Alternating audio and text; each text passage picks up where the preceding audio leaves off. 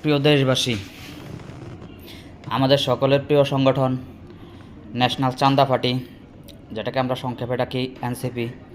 তো এনসিপি আমাদেরকে স্বপ্ন দেখিয়েছে তারা 300 আসনে বিজয়ী হবে সংসদ নির্বাচনে। এখন গতকালকে থেকে ফিসফাস শুনতেছি তারা নাকি বিএনপির কাছে 17টি আসন দাবি করেছে, আর বিএনপি 6টি আসন পর্যন্ত রাজি হয়েছে। তো বিএনপির কাছে আপনাদেরকে আসন দাবি করতে হবে কেন? আপনাদের নিজেদের মুরুদ নেই, জনগণের জন্য কাজ করেন। জনগণ যদি আপনাদেরকে ভোট না দেয়, একটি আসনও আপনাদের প্রয়োজন নেই। আর জনগণ যদি ভোট দেয়, আগামী 50 বছর পরেই হোক, সমস্যা কি? আপনারা 300 আসনে বিজয়ী হয়ে আসেন। তো 300 আসনে বিজয়ী হওয়ার জন্য আপনাদেরকে কি করতে হবে? নুনুস কাকারে তেল মেরে লাভ নাই। আপনাদেরকে জনগণের কাছে যেতে হবে, জনগণের গোড়দোড়ায় যেতে হবে। আসলে আপনারা শর্টকাট পন্থা অবলম্বন করতে চাইতেছেন, শর্টকাট ক্ষমতায় যেতে চাইতেছেন। এভাবে জনগণের কাছে পৌঁছানো যায় না। আপনারা এখন এমপি মন্ত্রী হয়ে গেলে জনগণের কাছে পৌঁছাতে পারবেন না।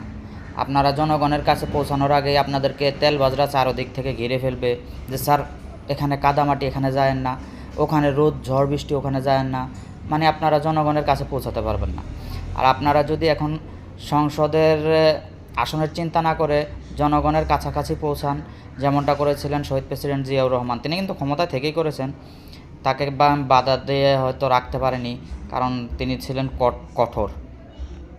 তাকে আপনি দাওয়াত দিয়ে গরুর মাংস, খাসির মাংস খাওয়াতে পারতেন না। তিনি এমন একজন নীতিবান ব্যক্তি ছিলেন। তো আপনারা তো সেই নীতি অবলম্বন করতে পারবেন না। অলরেডি আপনাদের আশেপাশে যে চাটুকাররা আপনাদেরকে ঘিরে রেখেছে, তাদেরকে আপনারা মানে সাইড করতে পারতেছেন না। কিন্তু জিয়া সেটি পেরেছে। জিয়া ক্ষমতায় থাকা অবস্থায় তার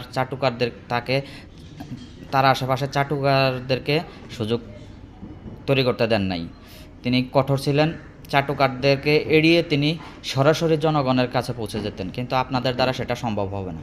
তাই আমি মনে করি আপনারা এখন ক্ষমতার লোভ না করে, একটি আসনেরও প্রয়োজন নেই, আপনারা জনগণের কাছে পৌঁছান। হয়তো 10 বছর 20 বছর পরে আপনারা ক্ষমতায় আসবেন, বা 50 বছর পরেই ক্ষমতায় আসবেন, কিন্তু দলটা দাঁড়াবে। কিন্তু এখন যেভাবে কিংস পার্টি হিসেবে আপনারা পরিচিতি পেয়েছেন, আবার একটা লিয়াজও করতে চাচ্ছেন বিএনপির সাথে, এভাবে আপনারা জনগণের কাছে পৌঁছাতে পারবেন না। জনগণ কিভাবে আপনাদেরকে গ্রহণ করবে সেটা আগে নির্ধারণ করেন। শুধুমাত্র রাজনৈতিক দলের কাছে গ্রহণযোগ্যতা বাড়ালে লাভ